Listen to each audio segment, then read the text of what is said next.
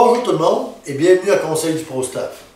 Et bienvenue à cette deuxième capsule sur l'arc. Cette deuxième capsule qui, en réalité, est la première de deux qui va traiter des flèches. Dans la première capsule, je vous ai parlé en général des plus grandes différences entre l'arc et l'arbalète. Les différentes pièces, tout ce qu'il faut considérer, stabilisateur, les mires, la pluie flèche, puis tout ce qu'il faut avoir puis rajouter sur l'arc une fois qu'on l'a acheté. Là, on va parler des flèches. Oui, je vais encore faire un parallèle avec l'arbalète, parce que l'arbalète, ça tire des flèches aussi, même s'il y en a qui appellent ça des virtons, comme je disais. Ça reste que c'est une flèche. Longueur. Donc, arbalète, principalement, beaucoup d'arbalètes fonctionnent avec des flèches de 20 pouces. C'est ce que j'avais avant. Maintenant, avec la Twin Strike d'Excalibur, je fonctionne avec des flèches de 16 pouces et demi. Au niveau de l'arc, ce qui va déterminer la longueur de la flèche, c'est en grande partie la longe. Quand vous allez tirer, comme j'expliquais un petit peu, comme vous voyez sur l'image, il faut que votre flèche arrive vis-à-vis ou dépasse très peu le bout de l'arc, de la structure de l'arc. Il ne faut pas que ça arrive avant, il ne faut pas que ça finisse avant, mais il ne faut pas que ça soit trop après. C'est sûr qu'il y en a qui vont jouer un petit peu avec ça pour la balance ou des fois même pour le FOC, ce qu'on va voir dans la prochaine capsule. Mais en général, au niveau de l'arc, c'est votre allonge de l'arc qui va déterminer la longueur de vos flèches. Comme moi, la longueur de mes flèches, c'est 28 pouces. OK? On a trois autres facteurs essentiellement à tenir compte au niveau de l'arc en termes de flèches. Parce que quand on achète des flèches sur les boîtes, il y a des informations. Vous voyez quelques images là. Il y a des informations. Il faut être capable de lire un petit peu ces informations-là, puis de comprendre qu'est-ce qui est écrit là-dessus. La flexibilité. La flexibilité, ça, ce qu'ils appellent ça la stiffness en anglais. Tu sais, des expressions des fois en français, on dit hey, ouais, c'est stiff. Là. Quand on dit que c'est stiff, là, ça veut dire que c'est raide un peu. Je reviens à l'arbalète. Ces flèches-là, là, c'est stiff. Ça bouge pas de grand-chose. C'est beaucoup plus raide. La coquille comme telle, là, la grosseur comme telle au niveau du carbone est beaucoup plus grande.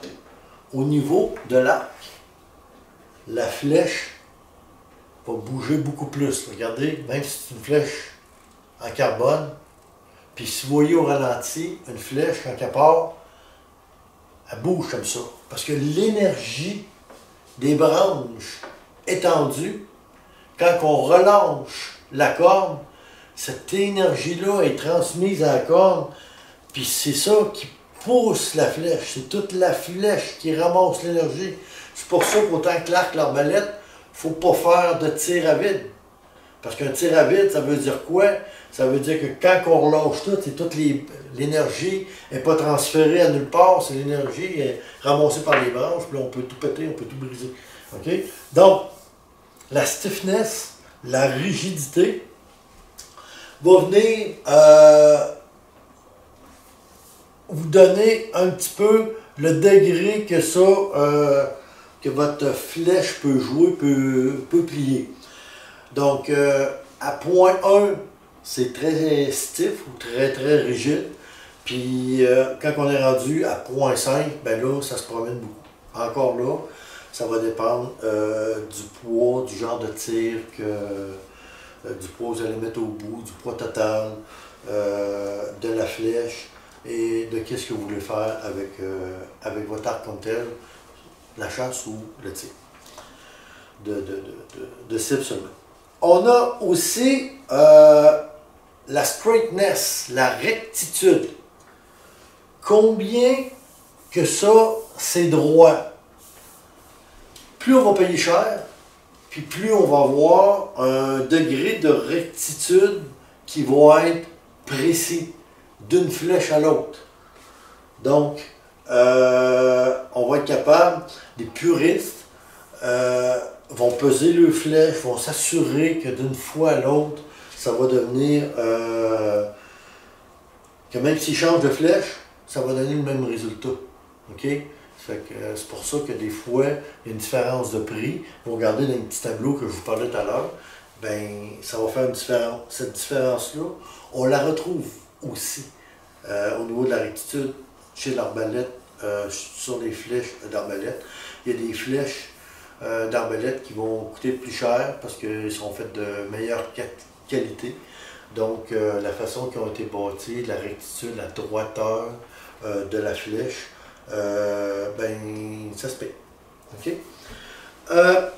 L'autre notion qu'on a aussi au niveau des flèches, c'est l'empennage. Le fletching qu'ils appellent en anglais. Si je prends mes deux flèches d'arbalète qu'il y a ici, regardez les empennes très larges, très longues que j'avais avant, puis les petites empennes que j'ai maintenant.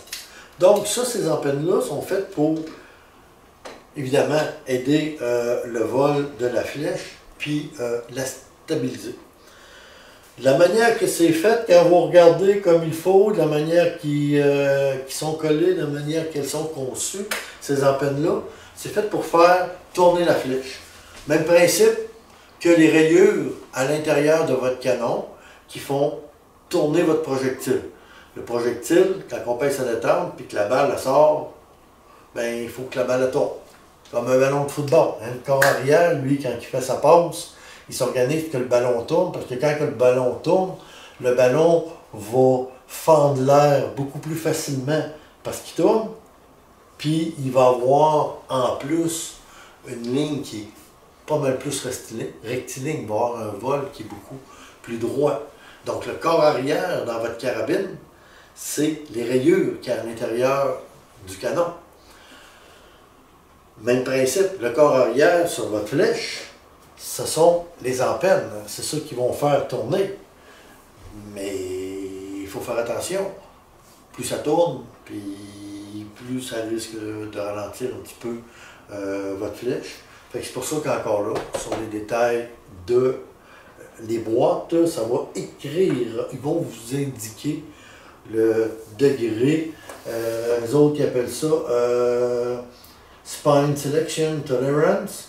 Puis vous avez le spine qui peut différer d'une flèche à l'autre ou d'une grosseur de flèche à l'autre comme tel.